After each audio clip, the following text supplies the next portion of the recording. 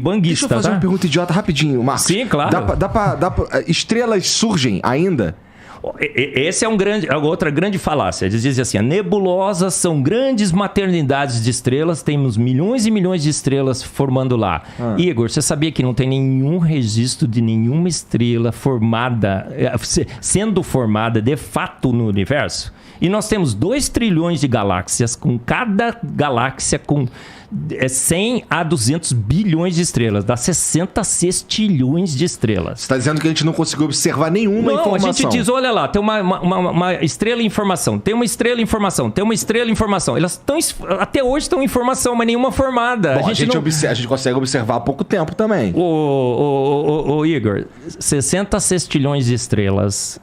13,8 bilhões de anos. Se você faz a conta no universo, no tempo que a gente está observando o universo, a gente deveria ter visto estrelas de fato se formando. A nebulosa, o que acontece com a nebulosa? Tem uns pontos lá luminosos, é gás sobre alta temperatura e pressão que está emitindo. A própria nebulosa já é um fenômeno sobrenatural. Se uma nebulosa, de repente, há um colapso de gás lá e formar uma estrela, tudo bem, mas quem formou a nebulosa? Quem pegou uma nuvem gasosa em expansão controlada e contraiu? Você consegue contrair gás? Eu vou fazer um experimento aqui, pega o gás assim, não, né? Não vai contrair o gás, eu vou sair. Gente, deixa ele contrair, melhor do que ele liberar. Ô Igor, eu sou químico. A gente estuda em físico-química a dinâmica de partículas. A gente sabe que gás em expansão controlada devia continuar em expansão controlada forever and ever, não é? Eternamente. Não faz sentido uma nuvem gasosa em expansão, não tem mecanismo para contrair essa nuvem em estrelas. As nebulosas também são um grande mistério. Como é que uma nebulosa se formou? Como que os buracos negros supermassivos que nós temos no interior das galáxias, que estabilizam as galáxias, como aquela coisa se formou ali? A estrutura toda do universo mostra uma inteligência absurda. As 26 constantes universais que calibram as forças, as 3 forças da natureza, tudo é trino na natureza, né, Rodrigo? São 3 forças, são 3 partículas subatômicas, são 3 partículas atômicas.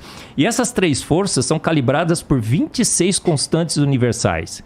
E o ajuste é tão fino que se você mudar qualquer uma dessas constantes, uma casinha que for depois da vírgula, o universo todo se desfaz. Então, por isso que eu não creio em Deus.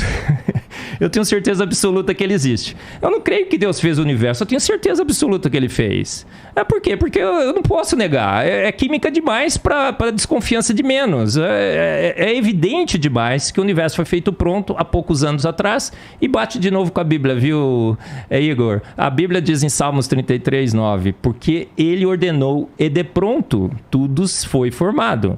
Em 33:6, Salmos 33:6 está assim, ele soprou o universo com o sopro de sua boca. Então Deus falou assim, haja universo, e o universo foi formado. Vocês já pararam para pensar, tá bom, Deus fez, apareceu o universo. De onde que veio Deus? Aí entra na área da filosofia. Aí é uma pira que não dá, né? Uma vez eu estava na Universidade Presbiteriana Mackenzie dando uma palestra, veio um filósofo e falou assim, professor, tudo que você falou aí é muito legal e tal, mas você não consegue me responder essa pergunta. Quem criou Deus? Mas o Igor, essa é uma pergunta filosoficamente equivocada. Sim. Um bom filósofo jamais faria essa pergunta, não é, Rodrigo? Não, e ela é feita... Eu ia até trazer... Acho que eu te dei outra vez o meu livro, O Ceticismo da Fé. Sim.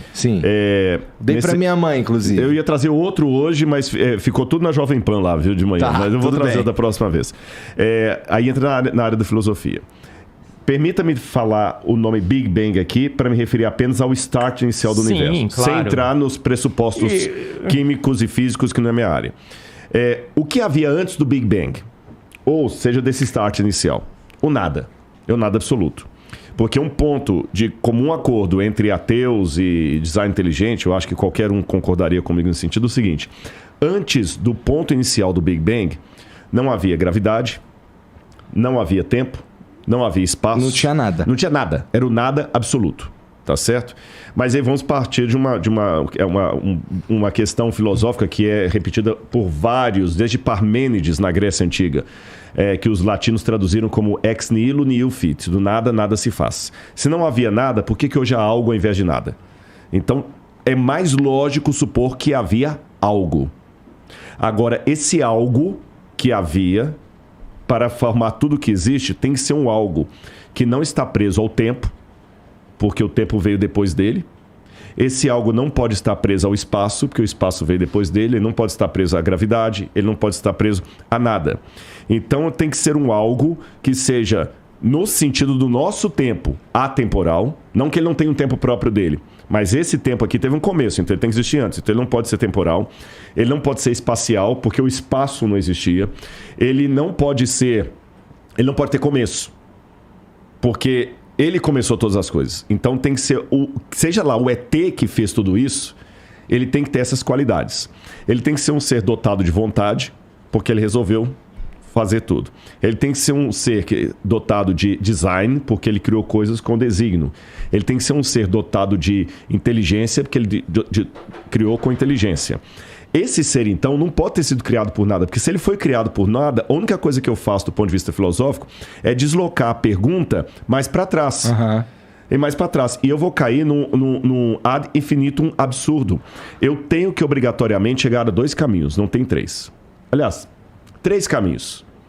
Ou eu acredito que a matéria e tudo que existe veio do nada, e me perdoe. Aí vem o meu limite. Isso não é científico. Porque, mas é provado. Não, então vamos falar de método científico agora. Eu vou até pedir licença para entrar na sua área. Eu li muito, desde os primórdios do método científico lá com Francis Bacon, depois as leis de Stuart Mill. O método científico ele tem que ser replicável, ele tem que ser observável, ele tem que ser visto em laboratório, ele tem que ser falseável. Por exemplo, até desse exemplo hoje de manhã. Como é que eu posso provar para você que gasolina de carro não funciona para avião? É simples, é falseável. Você pega a gasolina do carro e colocar lá. Agora, não é falseável dizer para você que Santos Dumont estava sem cueca quando ele se suicidou. Não tem como voltar lá e verificar isso. Tá certo? Então, dizer que que tudo pode surgir do nada, sem um agente que provoque isso não é nem falseável, nem científico, nem laboratorial, nem filosófico. Mas nem os caras que pensam no Big Bang como o início de tudo, eu já os vi falando que eles não fazem ideia do que causou o Big Bang. Exatamente, mas só quando eles falam assim, existe uma diferença. Quando a frase, olha as 2 frases. Não faço ideia do que causou o Big Bang. Um agnóstico pode falar isso. Beleza. Você está sendo honesto. Não faço ideia. Mas só dele falar não faço ideia do que causou, ele já está admitindo que houve que um causador. Algo causou. E pelo menos ele está admitindo que algo causou. Ele não faz ideia de quem que é. Se é um ET, se é o ET de Varginha, se é o Bilu, se é o Deus da Bíblia. Mas ele admite que algo causou. O problema é o outro, puro, que fala o seguinte, nada causou. O Big Bang aconteceu do nada. Então ele não está sendo, com todo respeito, ele não está sendo científico, porque ele não tem como me provar que coisas surgem de não coisas. Estou falando filosoficamente falando. Por que eu não tenho medo de aparecer um tigre aqui agora e sair devorando todo mundo? Porque não tem como surgir um tigre do nada. Exatamente. Se um tigre não pode surgir do nada, por que toda essa estrutura que a gente viu pode surgir do nada? Então eu sou obrigado a trabalhar com uma causa primeira. E essa causa primeira, para ser, do ponto de vista filosófico, uma causa que justifica o surgimento de tudo, aí eu estou usando aqui Aristóteles, isso é Aristóteles, essa causa tem que ter essas características, ela não pode ser presa ao tempo, ao espaço e tudo mais. Mas se alguém causou a causa, eu só estou deslocando a questão para trás. Aí que eu falei que tem as 3 possibilidades. Ou eu vou cair no absurdo de falar que o universo surgiu sem causa, o que não faz sentido, ou eu vou falar que sempre teve uma causa causando outra causa, eu vou cair no infinito absurdo, que também não faz sentido, porque tem evidências que o universo começou, ou eu caio num terceiro, que para mim é o mais lógico. Houve uma causa primeira que formou tudo isso, e quando eu vejo as características dessa causa primeira com o Deus que a Bíblia apresenta, eu vejo que dá match. Você entendeu? Esse é o ponto, da match. Agora, é lógico, isso aqui, eu não estou com isso provando que a Bíblia está certa, tem que ver os limites. O que é que eu estou provando, o que eu não estou provando.